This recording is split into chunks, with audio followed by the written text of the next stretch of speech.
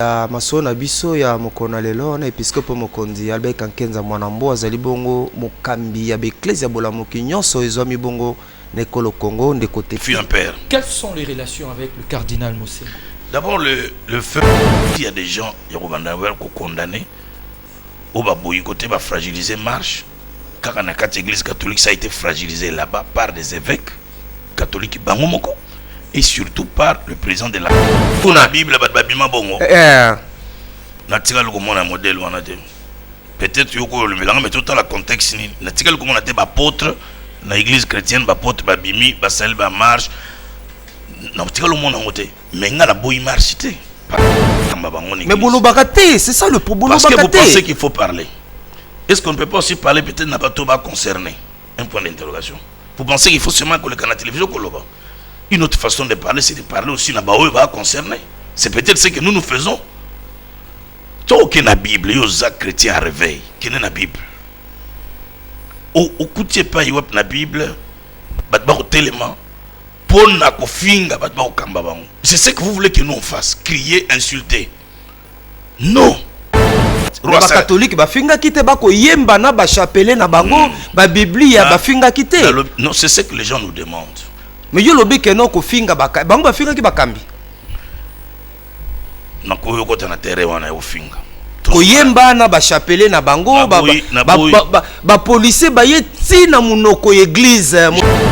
Ozobenga makambi no zongo sous-estimer ministère na biso te ngai tanza benga pour la politique te na kota yi politique a bino news pour critiquer nga na commis député président Kabila Nominga na ba mission tout le monde a crié a comme politicien 4 ans presque 5 ans de vie politique na mona ki conséquences nango na mona ki na keneki na terrain o eza yanga te eza vision politique te na ebiso na kota nzela politique na mona ngombeba pe na conseiller ba pasteur ba ko la politique tout se consacrer na ministère surtout na conseil on a pas état de droit tout on a pas la démocratie tout on a pas la liberté n'est pas IP et na mboka na so problème monsieur Zaline de Max tout le état de droit tout le démocratie mais toi toléranté tout linga ligne moko ba lobby bino bolanda yango.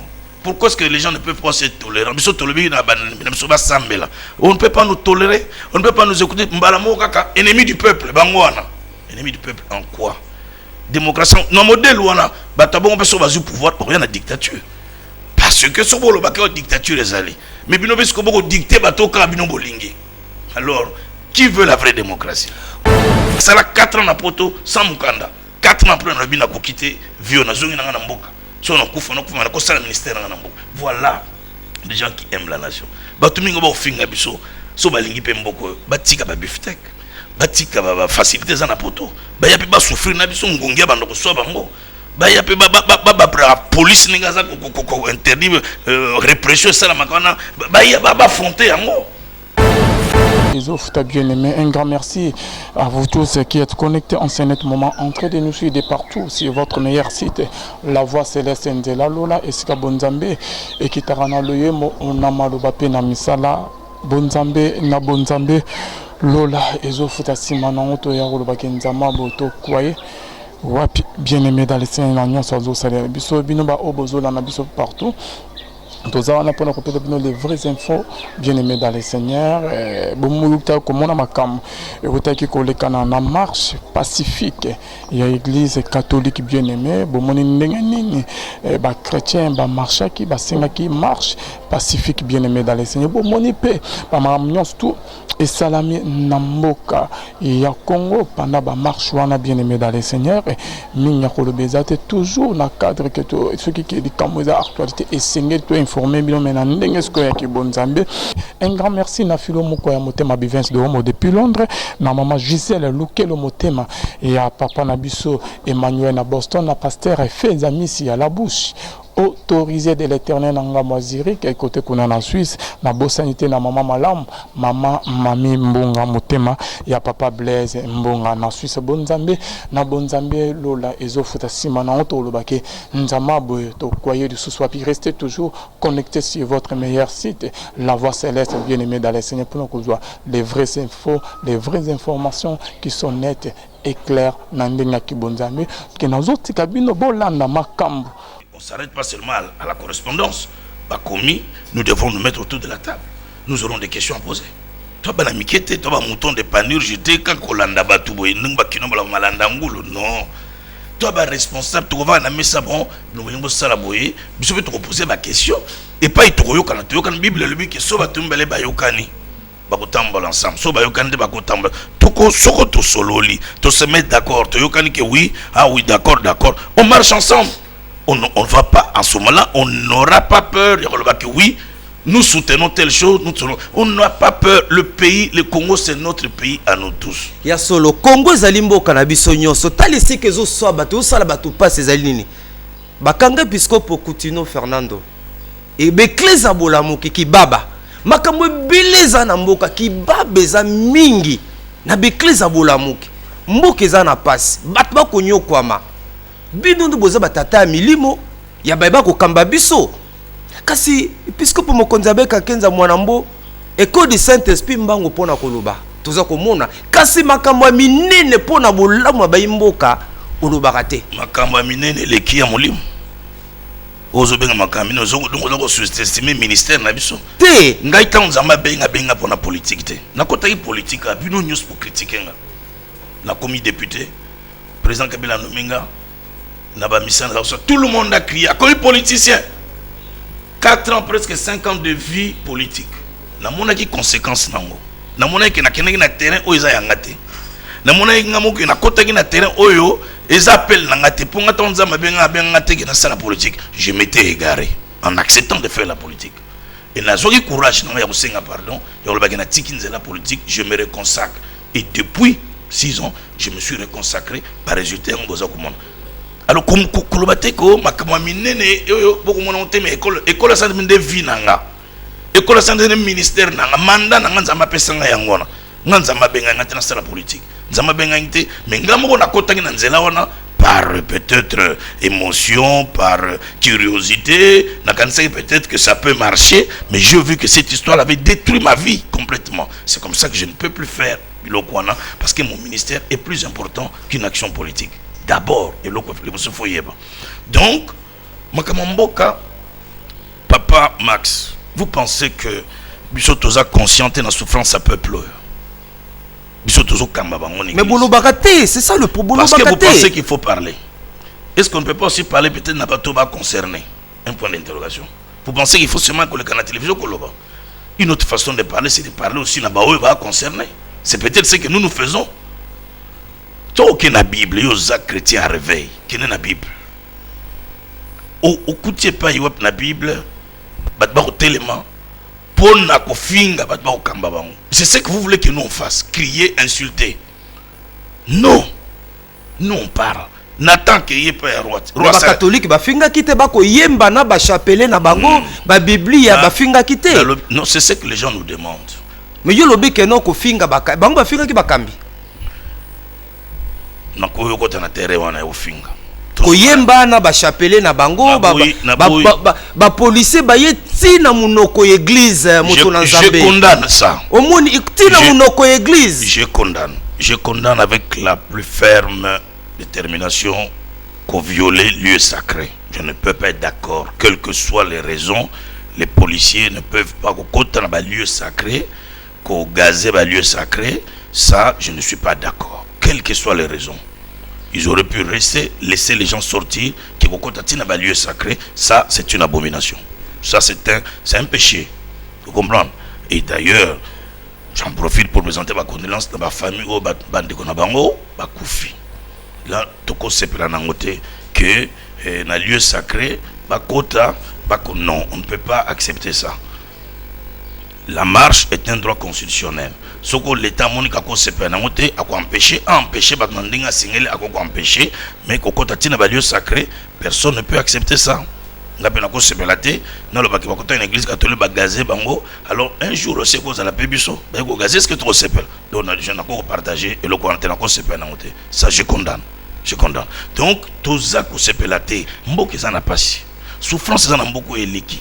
Un peuple qui n'a pas accès aux soins médicaux. Peut-être 15% n'a beaucoup accès aux soins médicaux. Vous pensez que tout ça, on est indifférent. Tout le monde n'a pas accès à l'école, Namboko. Vous pensez que tout ça, nous en sommes indifférents? Nous avons des fonctionnaires payés et mal payés, incapables de retenir un bout à l'autre, ma famille. Vous pensez que nous sommes indifférents à tout ça? Tout ça, on a l'église, on a des étudiants, on a des campus, bourses, et l'autre côté, dans mauvaises conditions. Vous pensez que nous sommes indifférents à tout ça? Non, on n'est pas indifférents. Nous dénonçons tout ça. Nous ne sommes pas d'accord. Nous tous, nous souhaitons que Mboko un jour ait décollé le Afrique. Vous trouvez stabilité, Zali, aisance, stabilité, kimia. Donc les gens n'ont pas salaire, n'ont pas capable de c'est le souhait de nous tous qu'un jour ces pays arrivent à retrouver ce qu'il était avant. Autant qu'il continue. Tino, Bosondola ye bolobate. Wana yom tozoloba. Bosondola ye. Lelo Coutinho ari côté ya luso soit tele manango nyonso. Accusation gratuite. Ba démarche ongana sala ye. Papa Coutinho yebi moi sina ya yebi. Na mona batu so sengeli ko mona. Oyo koko imaginer na mutu na mona bango. Pe na senga mbala na mbala libération na ye. Nazana procureur général. Nazana ministre de la justice. Naza président de la République. Pour signer Nani libération de Coutinho, mais je fais ce qu'un homme de Dieu pouvait faire. Au Lingisson, on a bimé na télévision, na Uchokuta na président de la République, na Uchokuta na ministre, na Biché qui va libérer de Coutinho. Non, on ne fait pas des choses comme ça. Bah yebiango, na sala ba contact, na haut niveau, na ba niveau nyons pendant qu'on intervenir qu'on sait la libération. Et y a quitté et qu'on y a un moment et y a qui. Quand il y a un problème, Neza, wapi. Le problème est quand il y a justement à ces niveaux, il ne fallait pas attendre quoi au sein de la démarche pour la libération, mais il fallait peut-être agir avant, c'est-à-dire l'accompagner. C'est-à-dire quoi? Les gens se plaignent.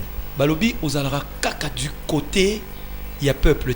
Quand Coutinho a annoncé son action, sauvons le Congo, vous n'avez pas accompagné. Les catholiques, on comprend. Vous avez dit que vous n'étiez pas consultés et que ce n'est pas votre confession religieuse. Coutinho, ça c'est votre frère. Les gens se disent, vous êtes toujours loin du peuple au moment où le peuple a besoin de vous. Le cas Coutinho, le cas Sauvons le Congo. Ça c'est votre frère. C'est encore un autre problème. Je pensais que vous allez dire un autre mensonge. Non, c'est encore un autre problème. C'est-à-dire que Coutinho n'a beaucoup ami numéro 1 à Ezangaï. J'étais un ami frère. À un ami frère, on dit ce qu'on veut faire. À un ami frère, on se livre. Voilà ce que je veux entreprendre. Tu es un ami, tu es un frère pour moi. Soutiens-moi dans ce que je fais. Accompagne-moi. Je dis bien ici, de tous les amis de Coutinho dans ces pays, j'étais le premier ami. J'étais, parce qu'aujourd'hui, ma relation avec ce baby.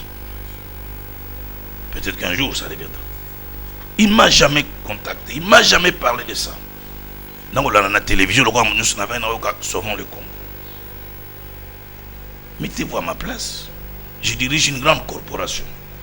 Et tant que l'émission de Sauvons le Congo, pasteur Nyonso, il faut que Nyonso na ba plénière.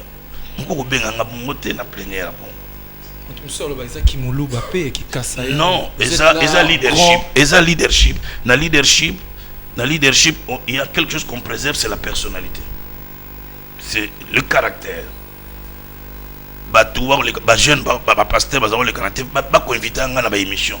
Tout ça, vous savez, quand 15 ans, on sauvons le Congo. Quand même, nous sommes responsables. On ne peut pas m'inviter comme ça. Et puis, c'est mon ami. Démarche, peut-être baraté. J'ai demandé à le rencontrer. Pour tout solo la naïe, avec mon témoin. Je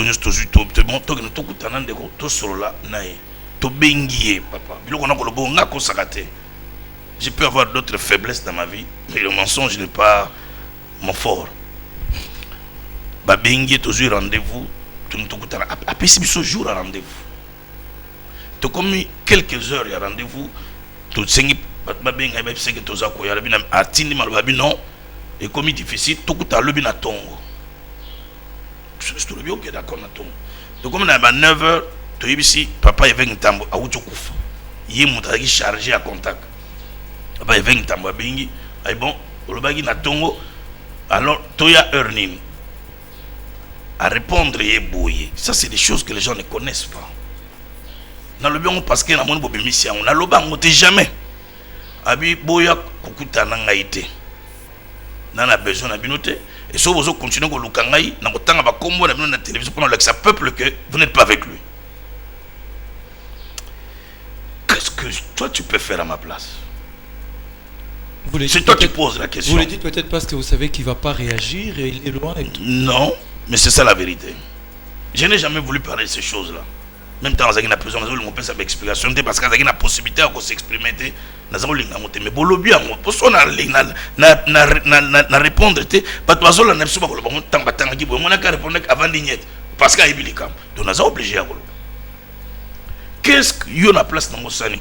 Et 20 ans, à lobby, à l'unité. Et puis à l'équipe à la télévision, il a répété ce qu'il a dit les 20 ans. Bino ba pasteur vous avez bien à la téléphone. Si vous continuez à bien dans le temps comme le peuple a que bolingi était. Nous on a fait une démarche biblique, allons vers les frères, à expliquer sur vision ça on tout solo la peine. Qu'est-ce que j'allais faire? Na ya ka lokwa mona mkina ba nokota sikona ba na peka na bana ndelo ke kabola gibiso. C'est pour ça que nous n'avons pas soutenu le Coran. Alors là tibiso balingi peuple était. Mais je pense que c'est un problème, il y a responsabilité. Problème, il y a la fonction de jouer à un certain niveau. Si on n'est pas consulté, si on n'a pas été, donc on se considère que non, bah, soit à l'écart, donc on observe, on croise les bras, les même chose à rapide. Voilà. Un autre problème, Max, vous voyez quand on est avec l'évêque général, la question est belé. Là, après, on répond. Torozongo peut-être Boigaka. Olobi tout à l'heure, Obi, vous avez embrassé la carrière politique, vous vous êtes rendu compte que c'était pas ça votre schéma et tout, vous s'est retiré. Mais en vous retirant, c'est un peu comme si vous vous retirez de la politique active, mais vous continuez à tirer la ficelle de la ombre. Hein? On sent votre ombre, parce que je l'ai dit par rapport à votre retrait là de la scène politique, et subitement on voit l'évêque général réapparaître, pas vraiment de manière officielle, avec la nomination du président de la CNI, qui est devenu, je l'ai dit sous réserve parce que je l'ai appris aussi des gens, je suis là pour vérifier, à la source naturellement, qui est devenu président, en fait que je dis membre de l'église des réveils, du coup, pour le besoin de la cause, du coup, sans je sais pas moi, sans une adhésion publique officielle et tout, il est membre de l'église des réveils et c'est les bishops, l'évêque général qui est là pour soutenir sa candidature, qui est là alors qu'il s'était retiré de la politique. Merci beaucoup. Il n'y a pas de questions tabou ici. Corneille Nanga, je ne le connais pas. Je ne l'ai jamais connu. Ça doit être très clair. Corneille Nanga, c'est là qui, je crois, secrétaire exécutif adjoint Yabé Maloumal.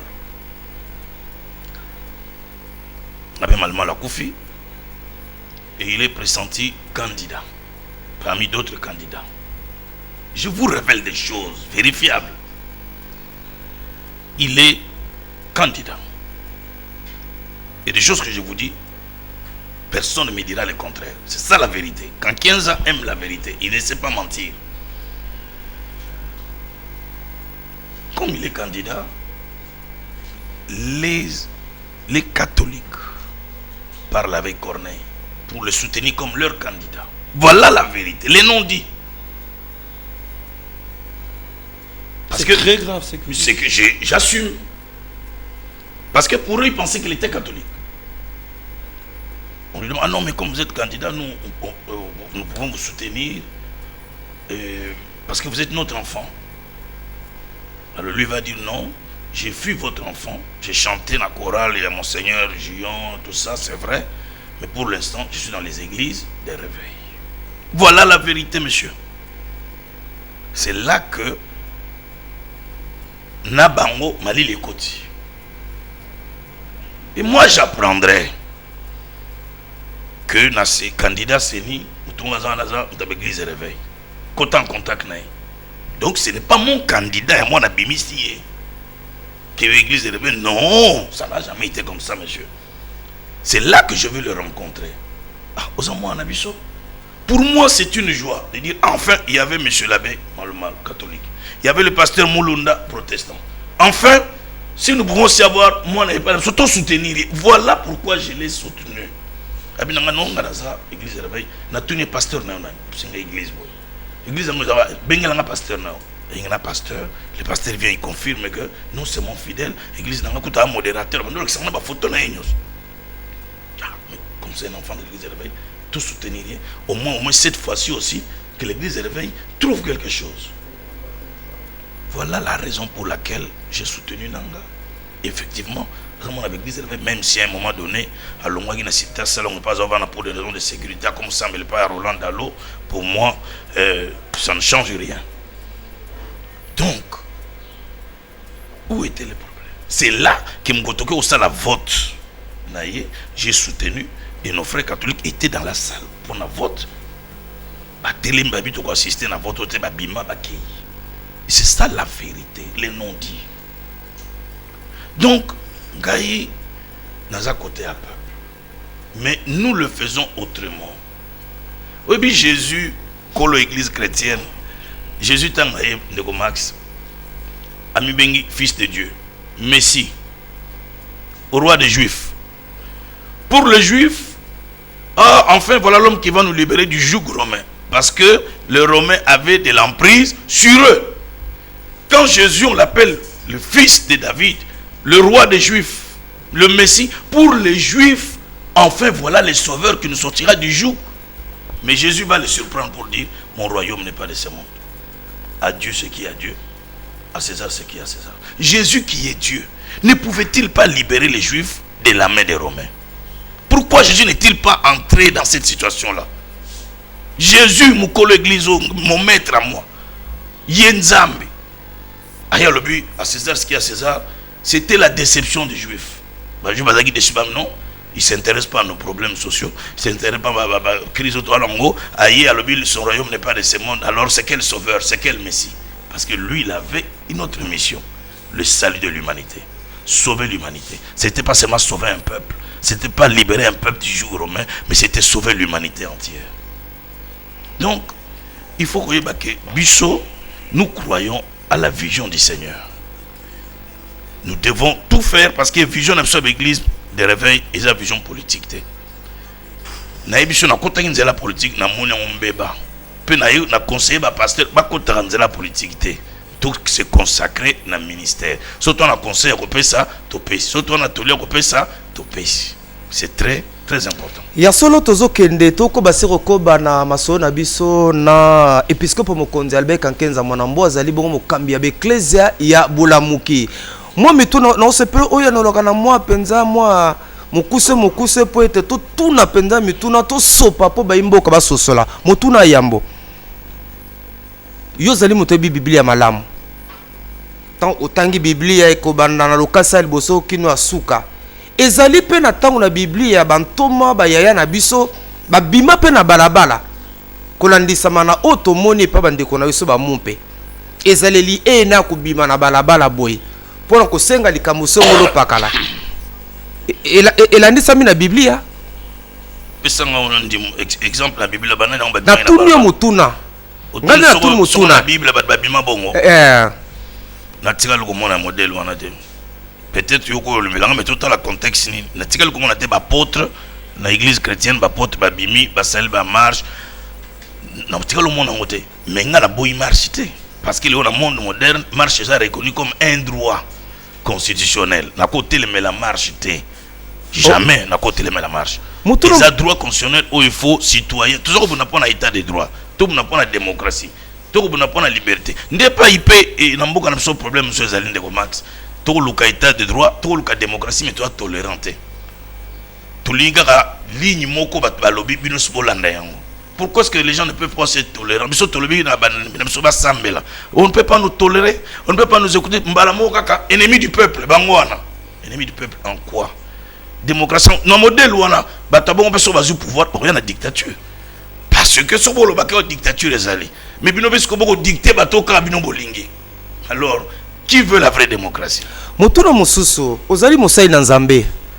lelo episcope mokonzi Albert Kankenza Mwanambo nzamba salongolo ete mokili mobimba bayebi yo kobana na awa pe molongo mobimba tozo tala ba télévision tozo yoka na ba radio komona lolenge bana mboka mususu bakofinga kotiola kozanga limemia na tata cardinal Malula ke tata cardinal Mosengo balimbisa yo lokola moto na nzambe omoni yango boni bazofinga koloba mabe na ye kokokitisa ye kozanga limemia na tata molimo lokola ye soko na zongselo mutuna meyondo ndo mutuna mituno biso pe bazofinga biso kotela biso te biso pe bafingi biso mingi omoni yango kalele biso pe baboma biso loka bafingi bafingi non ngina loba poko kotate yo journaliste au condamné ba côté nyonso je ne suis pas d'accord pas qu'on go toucher un homme de Dieu le papa cardinal qui est une grande personnalité religieuse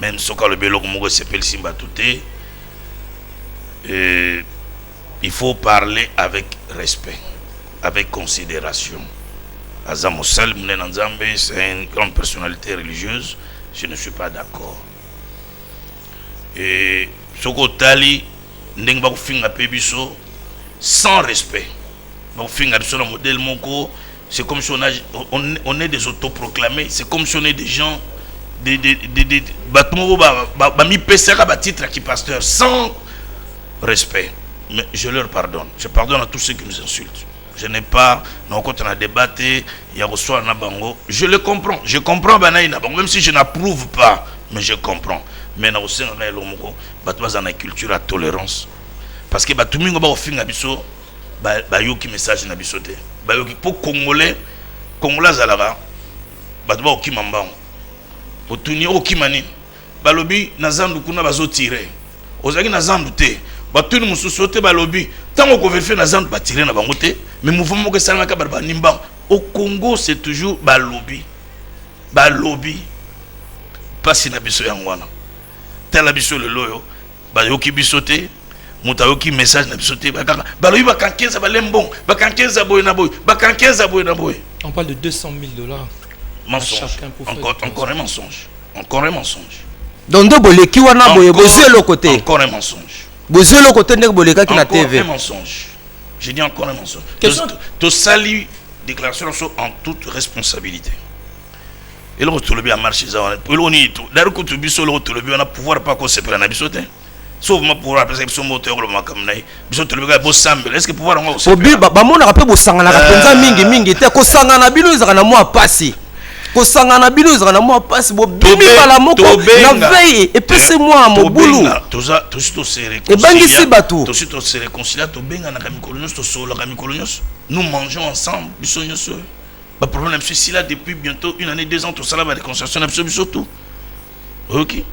Donc tout ça ba responsabilité, nous sommes des responsables. Na uté ko le banabino wa s'il y a des gens ya ko banda wa ko condamner au ba boycotter ba fragiliser marche car na quatre église catholique ça a été fragilisé là-bas par des évêques catholiques bangomoko et surtout par le président de la Senko lui-même qui a déclaré officiellement que marche est athée na Kisangani. Okay. Donc il a fragilisé le comité de laïcs. On leur fait ces reproches. Toyoki wana ndeko tedi zela ndeko tedi ozo maloba na lingi awa to meka ko manyola ndeko tedi bande ko mumpe batamboli na bandimi batambu babimi to moni pe bilili esili moko na moko azongi nesika na ye na mituni soki ezalaki bato ba église ya réveil ba église ya olamuki général Soni Kafuta tamboli épiscope Mokondabe Kankenza Mwanambo tamboli milo boza na makala lelo oyo est-ce que bino pe bo tambola bo pe bozongi na bi salinga na mituna mwa mituna est-ce que lobeli bino et si ka be clés abolamuki na mboka mais non ki bakangaki be basango mususu il paraît bakangaki quelque prêtre ba libérer mais soki ezalaki bino mais ko simba na nzoto ko bwaka na mutuka tango mususu. Non, c'est un travail qui doit être fait. C'est un travail qui doit être fait. On ne gagne pas la considération en si peu de temps. Les lots quand même n'a pas été commis, n'a pas été dit respect ça la mina ba vie na biso. Faut que yeba yango. Parce que il y a 20 ans, il y a 25 ans, il y a 30 ans, considération de Zanon Léon Mboka, tout ça qui n'a pas. Donc il faut reconnaître. Peut-être qu'il y a encore un travail à faire. Les lots, et pas ils t'ont outil, il y a 90 et quelques. Je te dis que c'est un non, non, ben révérend pasteur. Mais mais les lots, vous avez langage a changé, respect zali. Donc je pense que ça travaille à 10 ans, ça travaille à 50 ans, ça travaille à 200 ans, 300 ans, pour un niveau. Donc c'est un travail, ça se fera un jour aussi. Tu dis, il y a moto que il y a responsabilité, il y a église de Christ Nathan. J'ai deux petites questions à reposer, mais avant j'ai une petite question de curiosité. Et Eli Nakara, juste quand vous répondiez tout à l'heure, par rapport à Cardinal Motsengo, de manière curieuse, hein, quelles sont les relations que vous entretenez avec c'est vrai que je ne parle pas des relations d'amitié, parce que on vous a vu en très bonne relation avec le cardinal Etchou.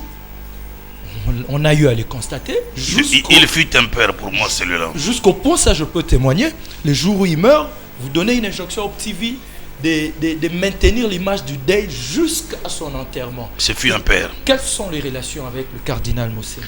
D'abord, le feu cardinal Frédéric Etchaou fut mon curé à la paroisse Saint-Pierre.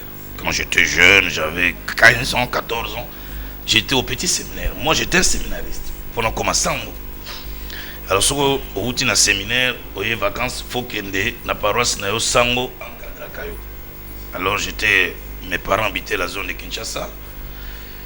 Et j'allais régulièrement à Saint-Pierre. C'est là où je l'ai connu. Je me suis présenté comme séminariste. Il me donnait des livres du Nouveau Testament. Il m'encadrait. Quand on a communiqué dans ma cambo à réveil, quand je l'ai rencontré, je me suis présenté à Yébanga. C'est là vraiment que ma relation est très approfondie. Donc il a été pour moi un père. Il m'a accompagné dans beaucoup de choses. Donc là, j'ai eu beaucoup de respect et de considération pour lui. Bon, évidemment, avec le cardinal Motsengo, on se connaît, mais on n'a pas développé ce genre de relations personnelles comme se fait avec le cardinal Etchaou. Voilà. Et la question est celle-ci. Vous avez dit tout à l'heure, il n'y a pas longtemps, que la mission de l'Église, où Christ, quand il est venu, c'est lui votre modèle. Il y a qu'il y a socialité, c'était gagner les âmes et tout ce que vous avez dit. Vous avez même dit à César, il a répondu aux gens, à César ce qui est à César, à Dieu ce qui est à Dieu. Mais beaucoup de gens estiment, et personnellement je crois aussi en cela, que la vie des Congolais n'appartient pas à César. La vie des Congolais appartient quand même à Dieu. Le bien-être du Congolais appartient quand même à Dieu. Et que dans la Bible, de temps en temps, les apôtres ont eu aussi à faire un peu allusion, à tenir compte du social des Congolais. Comment vous allez prêcher des gens au baza affamé, comment vous allez prêcher des gens au baza impayés? Finalement, ça retombe sur vous. Parce que même offrande à Malonga, vous allez même dit à Malonga et vous allez prêcher bateau, baza nzala, bateau, bafutamite. Je n'ai jamais dit que Jésus était désintéressé au social. J'ai dit que les Juifs pensaient que Jésus, il fallait qu'à ma social na bango. Mais bazaki dessus au monde que Jésus a coutume à jouer gros mette à l'onglet on a colonisation te Jésus a dit mon royaume n'est pas de ce monde, à César ce qui est à César, donc respecter César, tout ça. Mais Jésus, l'œuvre de la croix, bilo on est juif bazaki n'a pas besoin, lui il a accompli à la croix. Il a accompli ça à la croix. Donc aujourd'hui, l'église n'est pas un parti politique à la conquête du pouvoir.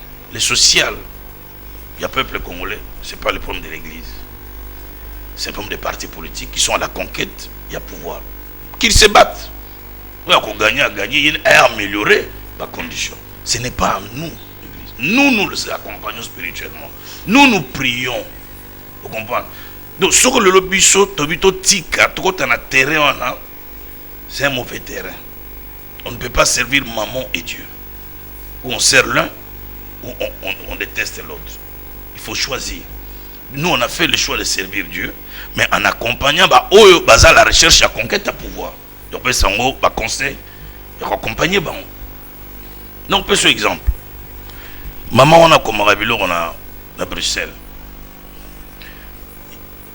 Il écoute tout. Talent de Félix Tshisekedi. Nous tous nous voyons des gens qui ont qui dans le bombage, tout le monde comment il affronte la police. Tout le monde dans la marche, comment il sort, il affronte la police. Mais au lieu qu'il n'a pas tout, il finit lâche.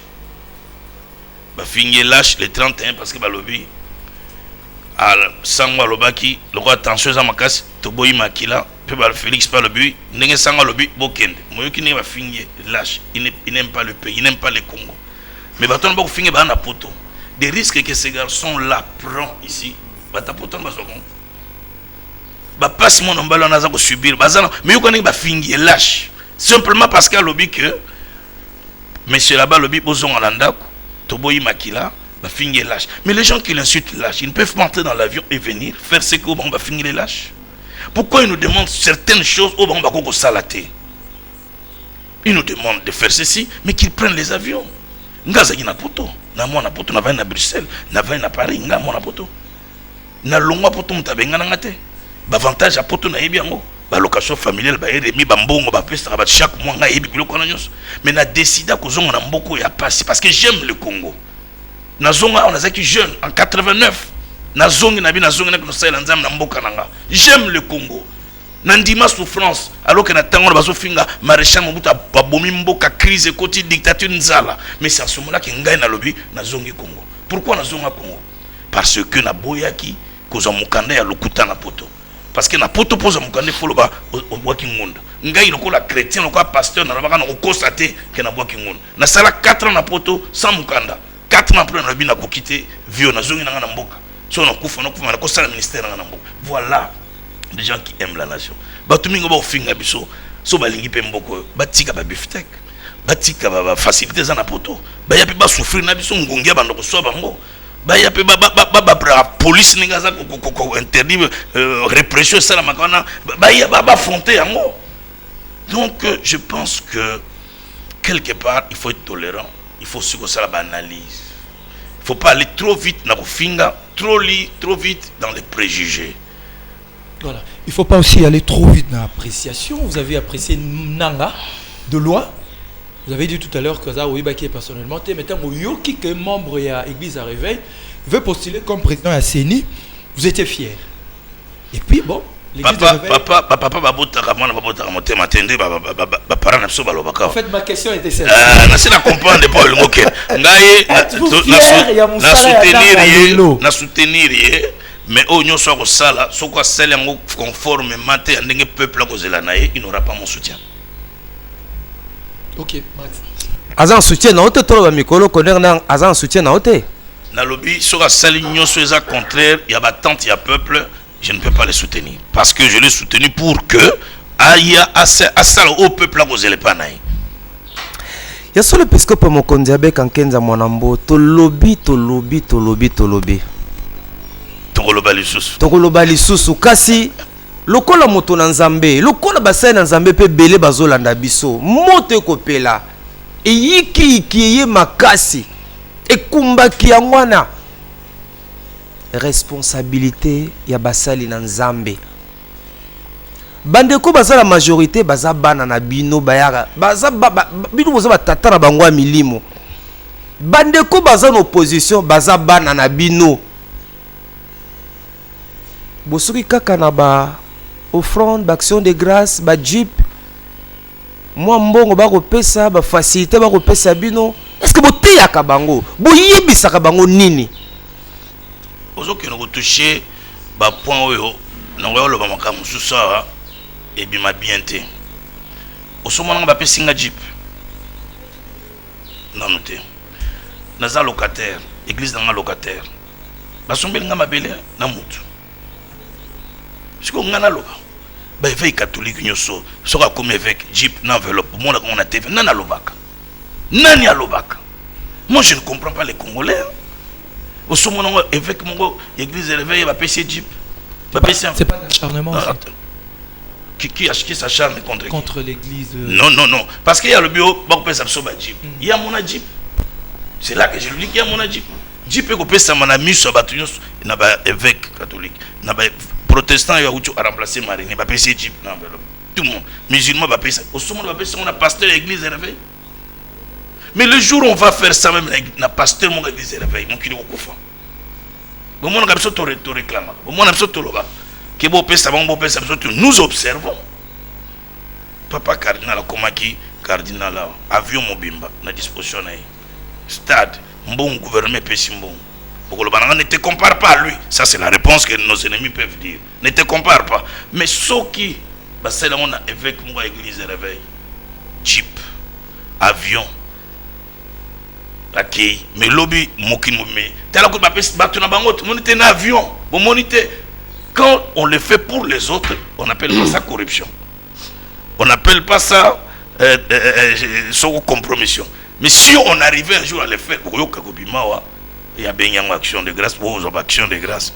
N'a pas une action de grâce. Parce que l'homme se bat couper ça, au lieu de corruption, toujours une action de grâce. Et cause à la paix dîme. Et puis, il faut rectifier. L'église n'a pas de gens à divers postes de responsabilité dans ce pays. La majorité là sont des catholiques. Nous n'avons pas des gens gouverneurs. Vous avez le problème là, catholique. Non. Tu vois, parce que la plupart là, ça, majorité, il y a pas de gouvernement, de grande responsabilité, sont des fidèles catholiques. 80 peut-être pour cent, 90 et cause de la protestant balandi après biso peut-être arrivé au moko pour capter la poste malonga tu vois. Donc biso to na pouvoir makaste likolo ba to na mingi wana baba sango ba na pouvoir likolo mingi parce que catholique c'est eux qui ont le pouvoir sur eux. Nous on n'a pas encore atteint niveau comme on a ba ministre ba généraux ba tebele ba église na biso non tout ça ya moko likambote atako bongo kasi lokola misali na nzambe oyo bazana église na biso nous leur parlons ba oyo bayoki la kabiso pe ba ko to sanka mtoko loba nous leur parlons mais soko lobi na mutu okokangena kingote asali kama na makasi okolobo yo lobi otigi nzambe accompagner maloba na yo ndelo retour salati. Moi personnellement je rencontre des gens ngai na sololaka pena loba ba vérité na koko loba na mutu oyo peut-être un jour songano na va na biso na loba na mutu bolo okondimate mais batu na libanda ba yibia moté pour na batu na libanda aba loba ke lokote non nous on parle moi Albert Kankesa je parle ya solo yango nazo ekala motuna wana nzamba za lokumo lobaka tolingi toza en direct boy tolini repesa na bayi majorité tolini repesa na bandeka opposition tolini repesa na société civile pe na basali na nzambe na tango tozali pamba te mitema bayi mboke bele bazoi bate basala ni ko bange komi batu basu babwaki eli bazoyeba te to continuer na ba marche to bima na balabala to bondela to salani na tango na batu mine wana tolini repesa. Merci Ndeko Max. La classe politique en général, à l'étape actuelle, si nous voulons sortir de cette crise, je pense qu'il faut encore de nouvelles négociations. Une nouvelle table ronde. Une nouvelle table ronde que les gens se mettent autour de la table. Parce que si cela ne se fait pas, ce pays va s'embraser. Et personne ne va le gérer, personne ne va le contrôler. Tout comme on le Soudan, le Sud, tout comme on le Somalie, tout comme on le Yougoslavie, et on partira pour longtemps. Tu vois, ça c'est ce que Dieu nous révèle. Maquila, morcellement. Parce qu'il y a les ennemis de la RDC n'attendent que des choses comme ça pour nous balkaniser Mbokoyo, pour morceler Mbokoyo, pour commisser un petit pays. Yangwana, Ngai na Osenga, de nouvelles négociations, une nouvelle table ronde. Vous pouvez appeler ça dialogue. Va se retrouver majorité, opposition, société civile, qu'on se retrouve de nouveau. Parce que dans Minitoyo, il y a une crise majeure dans Mboka. La situation est tendue. Seul le dialogue, seul autour de la table, on peut arriver à trouver des solutions pour une paix durable et pour tout Kende est réellement une élection libre, apaisée et démocratique. Si on n'arrive pas à ça, si nous n'arrivons pas à être autour de la table, d'après ce que Dieu révèle dans les prophètes, on peut savoir un message, c'est le bain de sang dans ce pays. Et le bain de sang, ça va embraser ce pays, ça va embraser la sous-région. La situation deviendra incontrôlable. Toya comme on a avec les seigneurs de guerre, oya kangi koto, kangi koto, kangi koto, to comme on a 4 ans, 5 ans, 6 ans de négociation pour mboka ya bozonga. Je pense conseil na copé ça va ta majorité, na ba ya opposition, na société civile yangwana. Quant à nous, soba ndimi, ba croyants, ba chrétiens, ba musulmans, nous devons faire de multiples prières pour Namboka. Ce pays est un grand pays avec un grand avenir, un grand futur. Bitumba Yamboko est un peu spirituel. Et l'Imboko est décollé. Pour Mboko Soko est décollé. Makambo est belé qu'on change Namboko. Talamboka lokola oyo. Bako bandanzela. Nzela ba aussi lisate bangien koufi batik babandona ngaka wana, ce sont des esprits de destruction. Ça c'est quel pays? Vous pensez que tout le monde est fier de ça? Tambo na Kinshasa okuta badanki et pas ekufa kufa. Et yaka pe kufa nzela, yaka pe sala nzela, nzela silité badanki kufa. Des travaux inachevés, des chantiers inachevés. C'est aussi spirituel. Tout ça, il y a une force diabolique. Où evandeli mboko yo. Pour mboko yo fongwamate c'est liberté. Et c'est là notre responsabilité. Parce que là, ils ont les partis politiques, ils ont les majorité na pouvoir, ils ont les églises, s'attaquer aux esprits, s'attaquer aux dominations, aux principautés, ils ont dit ça, délivrance totale et mboka. Et c'est notre responsabilité. Donc je pense que c'est le travail que nous devons faire. Et c'est ce que beaucoup de gens font. Une tendance au et c'est ça notre responsabilité. Pour terminer, il faut que les gens acceptent de se regarder encore en face. Salaki, année passée, au Yakobota accord et à Saint-Sylvestre, il faut bandim qu'on soit autour de la table comme des grandes personnes avec des intentions. Il y a que intérêt suprême, il y a peuple zalibo, so intérêt égoïste était. Intérêt personnel, mais intérêt majeur, il y a peuple congolais à la mesa mboka ebima na kati ya situation tozana.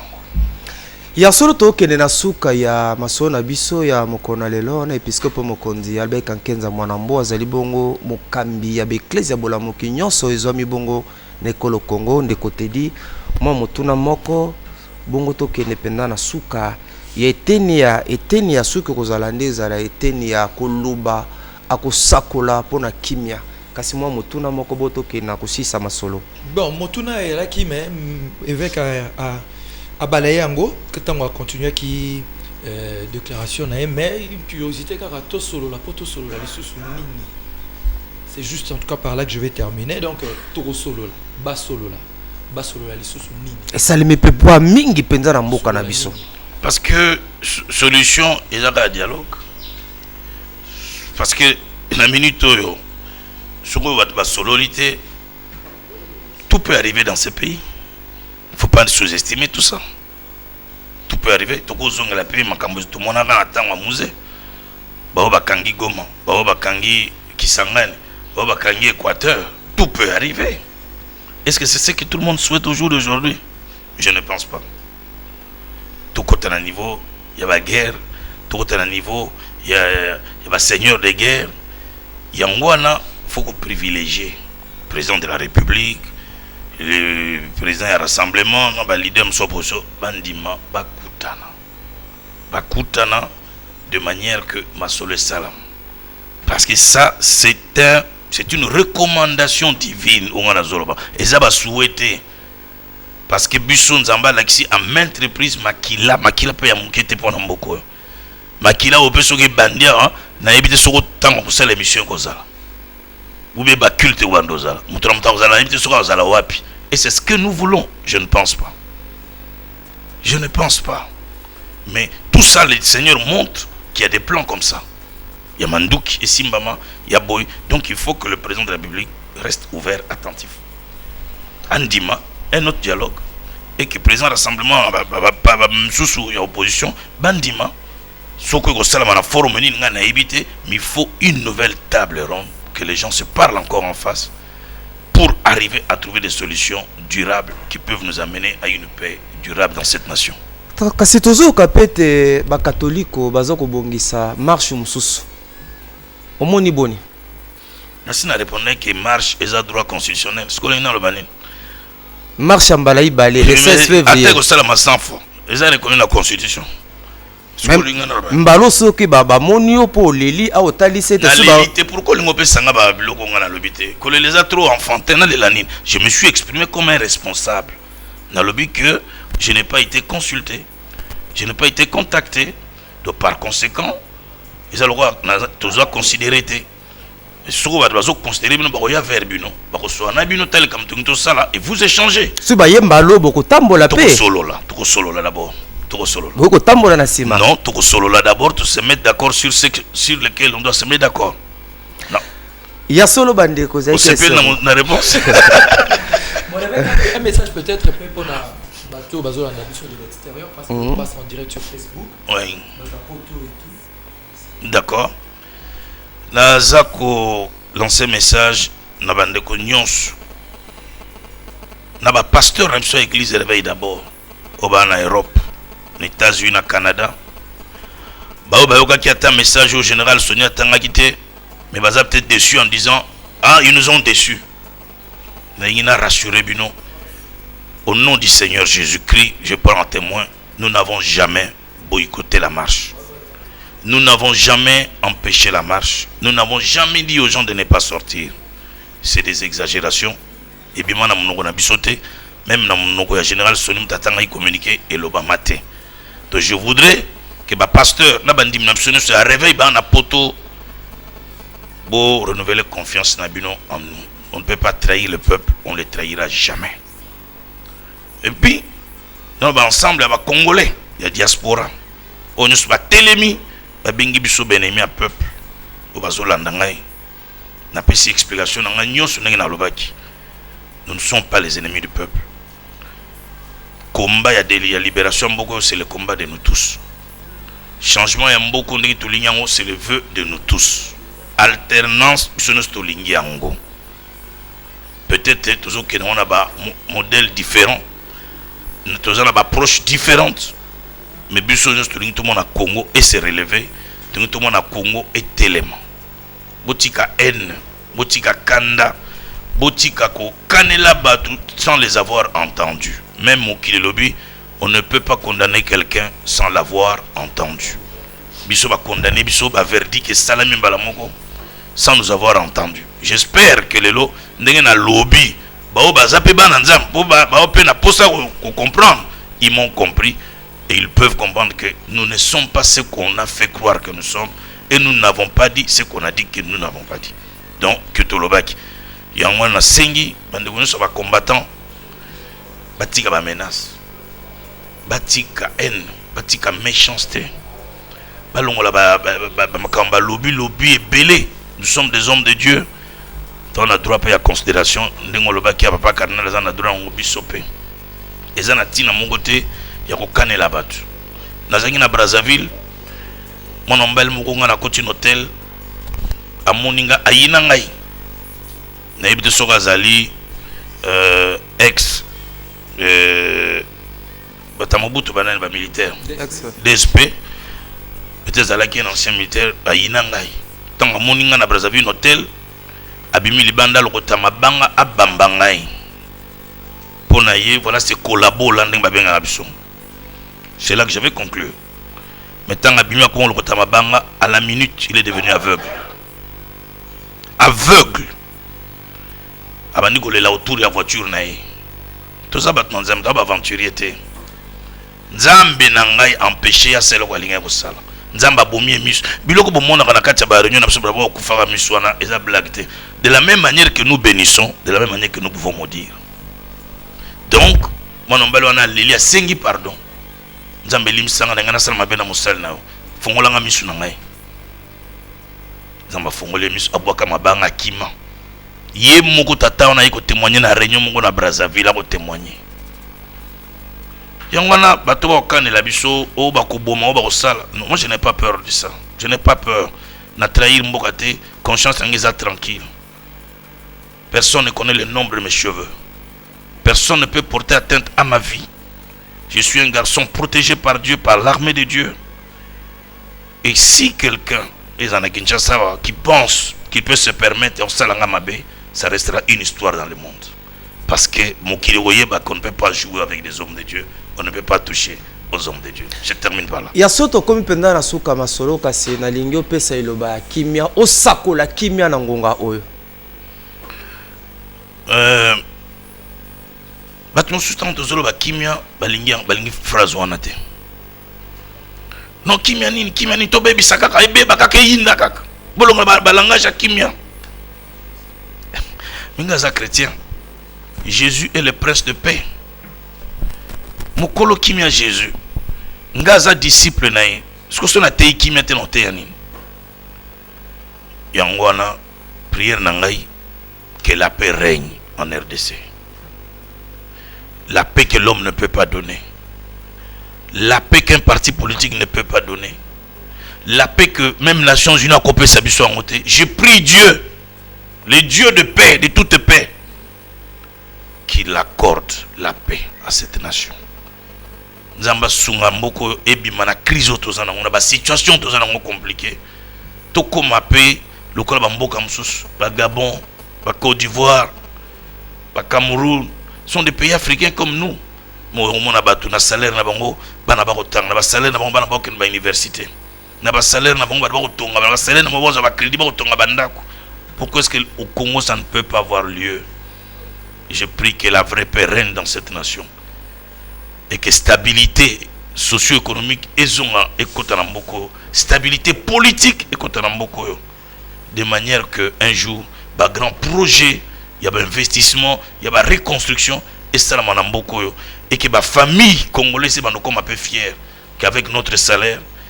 Moi je me rappelle, j'étais encore enfant, j'ai acquis 7, 8, mais mon père avec son salaire, il y a la voix d'Isaïe à l'époque, il nourrissait tout le monde du 1er au 20. Natengi na internet ya malonga na mboko natengi na bekol atende la gare oza na ville na tangwana mindele na école wana ngazalaki na kati parmi ba noir tant to bandiona na ba meilleure école. Mon père a investi avec l'argent du salaire, pas commerçant, c'est na mbongo salaire machenga na ba meilleure école na ba meilleur internat. Mais aujourd'hui salaire en an et continue na ban en internat. Tout ça on n'est pas indifférent. Nous voulons le changement. Nous voulons que ces choses changent. Nous voulons que le social de ce peuple s'améliore. Mais il faut que la paix, il faut la stabilité socio-politique, économique et kotaramboko. L'alternance, nous la voulons nous tous. Le changement, nous le voulons nous tous. Mais dans la paix. Et nous y arriverons.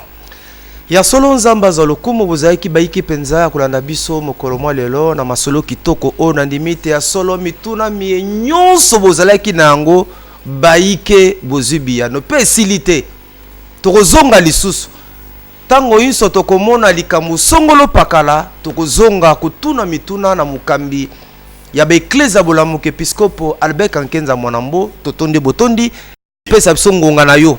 Merci. Ezalaki pasi penza kasi obundi na bolingo ozalaka nango pona ekolobi te na kokanga monoko te na koloba matondo pera ndeko nanga tedi oyo tosali mosala elongo matondo bandeko nyonso ya Kankenza ministre bozali ebele kasi na bona tanga bakombo tanga mosusu na kobosa na basusu matondo na basoda ya mpiko ya bompikiliki ya molende ya Op TV ba oyo atako mopepe ezalaki kasi bakimite babunde tumba balongi na lisungi na nkolo Op TV mobimba Zambe akanisa bino peto ndimite ya sol mopepe ya sika eza kati na Op TV botika na malamu nde tokutani mbala sima na masolo mosusu ya émission na bino grand rendez-vous nkolo apambola bino numéro yango wana benga biso tuna mituna na yo tokoki pe koyamba on émission grand rendez-vous. Shalom.